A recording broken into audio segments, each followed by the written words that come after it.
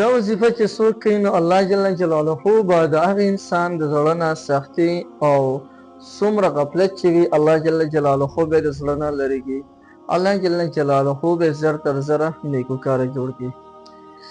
زموږ عزتمندو، نن درته د یا رحمانو یو ډیره زبردسته وظیفه ښیم او دا وظیفه د هغه وروڼو او د هغه خویندو دپاره بالخصوص ده کم وروڼه او کم خویندې چې د هغوی زړونه انتخایي سختي، د هغوی زړونو کې اړه رحم بالکل نه وي، نرمي پکې بالکل نه وي. هغه وروڼه او هغه خویندې چې د هغوی زړه انتخایي غافله وي، شپه ورځ هغه وروڼه او خویندې په ګناهونو کې مبتلا وي، لیکن که نن دا وظیفه شروع وکړي نو الله جل جلاله به د دې وظیفې په برکت سره د ګناهونو زړه هم تور کړي او که چېرته زړه ډېر زیات سخت وي نو الله جل جلاله به د دې وظیفې په برکت سره نرم دله کړي.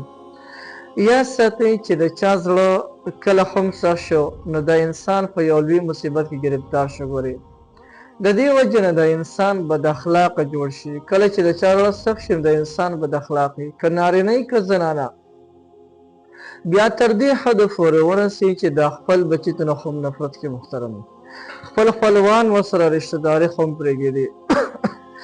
لیکن نن چې د الله جل جلاله د مبارک نوم د یا رحمانو چې دا کومه پاورفل وظیفه درته ښیم نو که دا وظیفه تاسو شروع وکړئ نو الله جل جلاله به ستاسو زړونه ډېر انتهایي نرم کړي. بیا به تاسو له غوسې نه راځي. یو انسان که ډېر سخت غوسهناک وي نو الله جل جلاله به د دې وجې نه غوسې هم ختمې کړي او نرم دله به شي، یعنې په هر چا باندې بیا رحم راځي. او بله خبره دا چې الله تعالی به د نیکو طرف ته مخه کړي.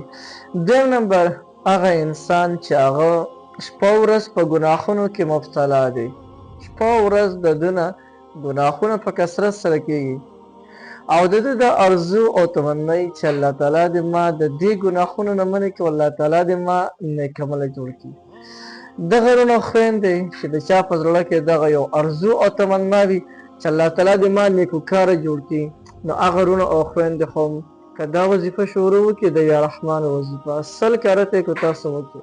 تعداد دغه دی ما درته لیکلی مو په دغه تمنیل باندې، نو 100 کارته که دا وظیفه تاسو وکړئ نو الله جل جلاله به ستاسو د ګناهونو زړه مکمل جوړ کړي او د دې وظیفې نه پس به تاسو ته د ګناه هر یو کار داسې ښکاري لکه چې یو لوی غر د لوی غر په تاسو باندې راپرېوتل.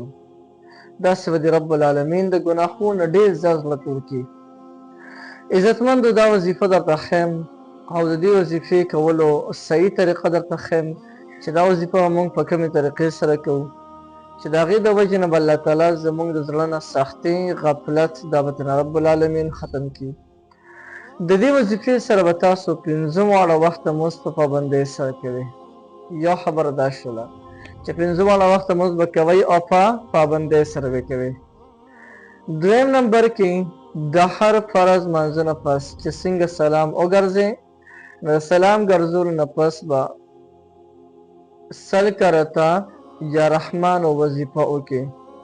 مخکې وروسته به 11 کرته درود شریف ووایئ او بیا 100 کرته یا رحمان وظیفه به وکړئ او د هغې نه پس به الله جل جلاله ته لاس اوچت کړي چې کوم یو سوال د الله جل شانه نه غواړي هغه سوال ته نه وغواړه.